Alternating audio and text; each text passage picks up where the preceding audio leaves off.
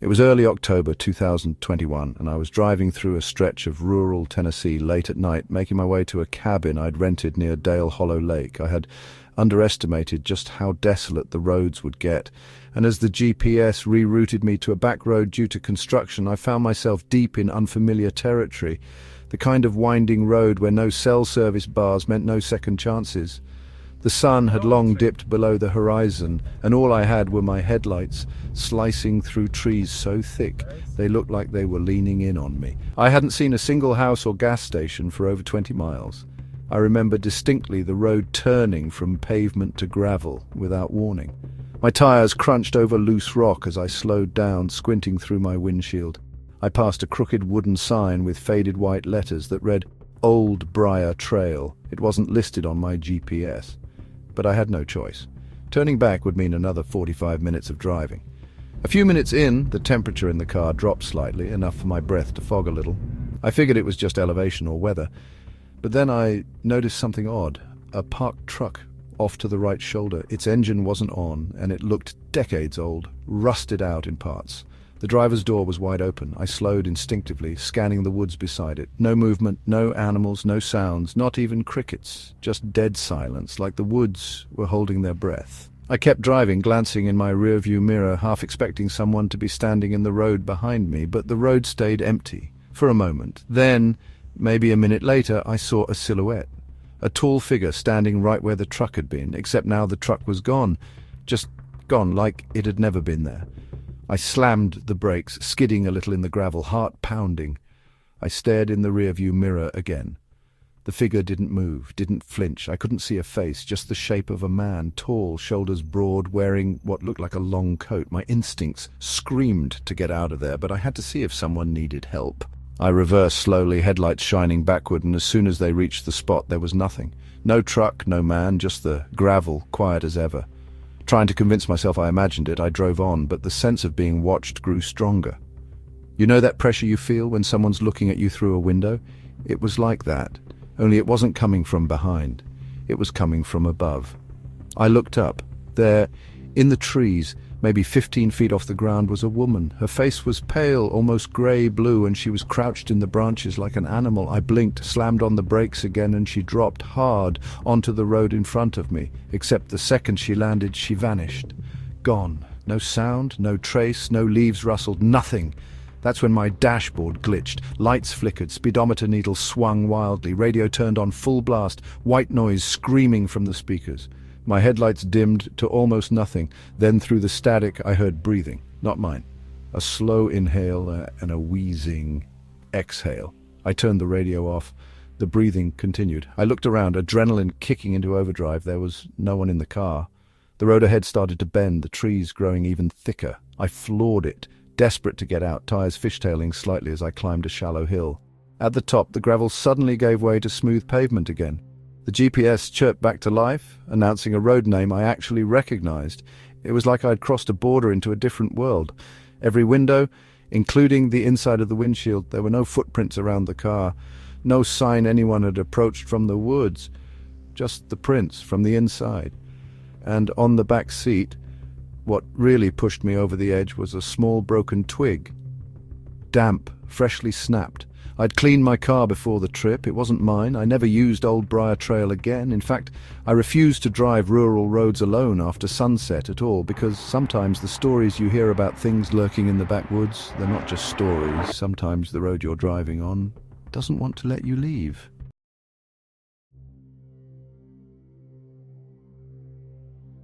It was late September of 2019, just outside a small rural town in western Kansas, when I was driving back from a family reunion that had stretched later than planned. The two-lane highways out there cut through endless fields, and once night falls, the darkness is almost absolute. There are no streetlights for miles, and your headlights are the only things separating you from a void that feels as ancient as the land itself. I was using my phone's GPS to guide me home, and everything was going smoothly until I got the low signal warning. Then the screen froze.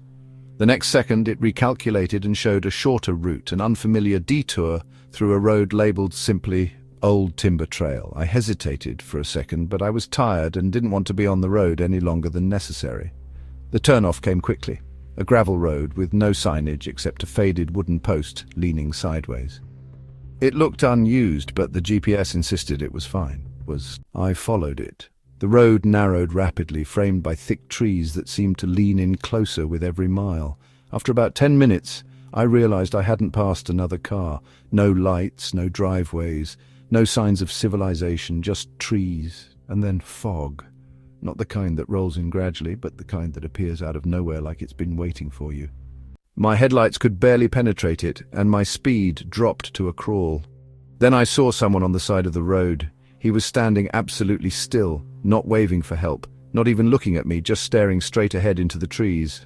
I slowed down and thought maybe he'd been in an accident, but as my beams fully lit him up, I saw his clothes were old, like 1940s farmer old, and soaked through, even though it wasn't raining. His eyes never moved. I rolled my window down slightly and asked if he needed help. Nothing, no reaction. Just a faint, almost imperceptible smile. That smile is what made my stomach twist.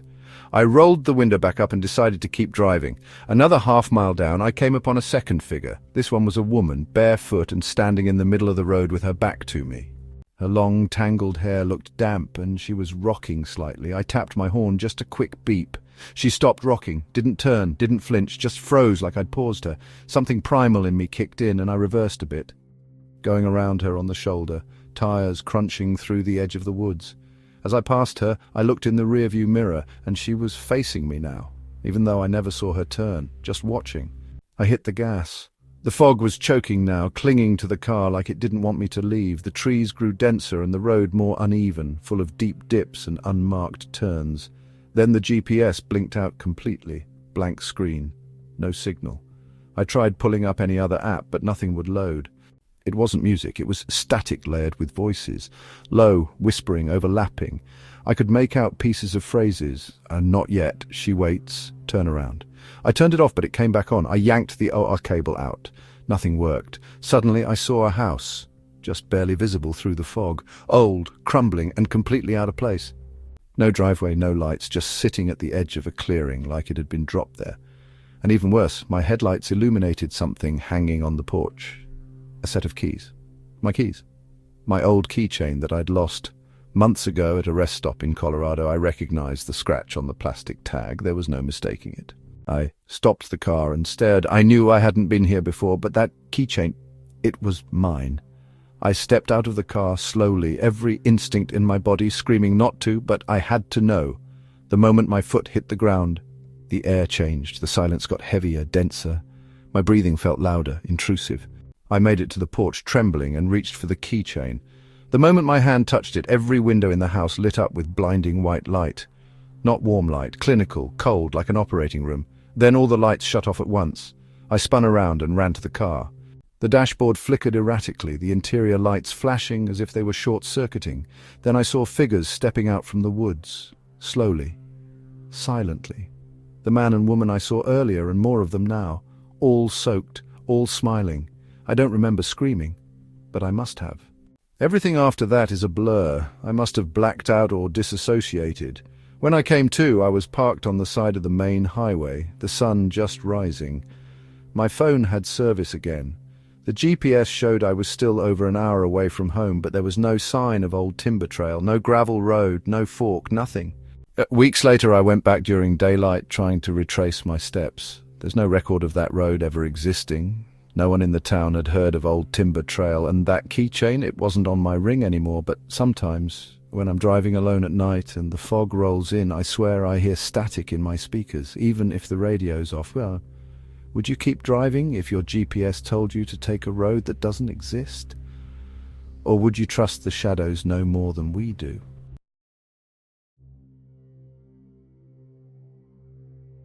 It was mid-October of 2022, and I was taking the long way home from a wedding in upstate New York, deciding to drive rather than fly.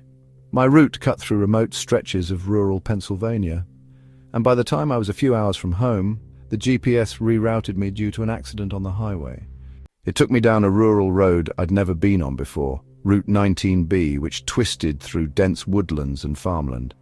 The sun had just set, and as twilight faded, the road narrowed. No gas stations, no houses, no cell signal, just trees on both sides and the occasional rusted fence line. About an hour into the detour, I noticed the mile markers were off. They weren't sequential. I passed mile 43, then mile 17, then mile 43 again. I thought maybe it was just bad signage, but the realization set in slowly. I'd passed the same dead tree 3 times, the one with the split trunk that looked like a gaping mouth. I slowed down and pulled over. The thing is, I hadn't seen any mention of a town on my GPS before I lost signal, and I hadn't passed any turnoffs. I kept going, thinking maybe I'd find a store, a house, anything. But Miller's Hollow was silent. A few old homes with broken windows, an abandoned general store with boarded-up doors, and a church that looked like it had been scorched in a fire long ago. But all of it looked staged, like something out of a movie set. I got a weird sense that this place wasn't abandoned. It had just been waiting. I turned around. That's when I noticed something even more bizarre. My gas gauge had barely moved. Despite over 2 hours of driving, it was frozen. I tapped the glass, restarted the car. Nothing changed. The radio wouldn't work either. It just crackled, then fell completely silent. Then I saw him, a man in a tan uniform, maybe 70 years old, standing beside an old-fashioned police car near the side of the road. It looked like it hadn't moved since the 1950s. He didn't move as I approached, didn't wave, didn't look at me. His face was blank and pale, and for a second I debated whether he was even real. I rolled down my window and asked if I was heading the right way to the highway. No response. He just turned his head slow, like he was stuck in slow motion, and pointed back the way I'd come. I drove fast, following his gesture. The road stretched out longer than before, like it was unspooling endlessly. The trees closed in, and I saw things between them, too fast to fully register.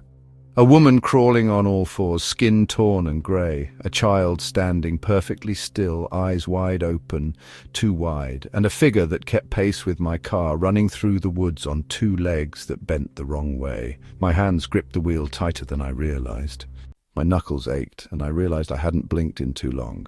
Then suddenly everything went black. No lights, not the car, not the moon, just blackness. I slammed the brakes. When I opened my eyes, the road was gone. My car was parked on a dirt patch in front of the burned-down church I'd passed earlier, but this time the church wasn't scorched. It was intact, lit from within. I saw people moving inside through the stained glass, their silhouettes swaying like they were dancing or convulsing. Something drew me toward it. I stepped out. My phone buzzed. In my pocket for the first time in hours, one new message. Don't follow them. I looked up, and every single figure inside the church had stopped moving and was now facing the stained glass, motionless. One hand raised. I turned around to get back in my car, but my car was gone. Gone. Just an empty patch of grass. I ran.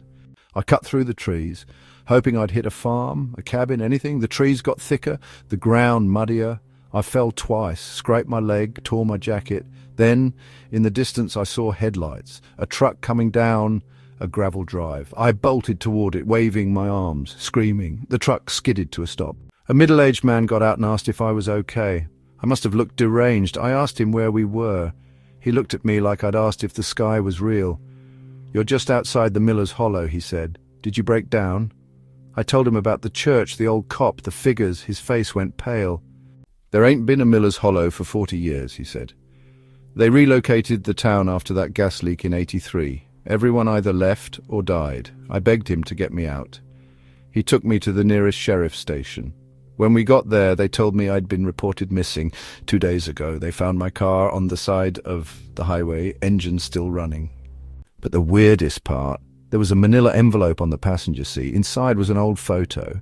It showed the burnt church and a group of people standing in front of it. Right in the center was the man in the tan uniform, and standing beside him was me. Have you ever taken a road that didn't exist on any map? Would you stop and turn back, or drive straight into whatever's waiting to be remembered?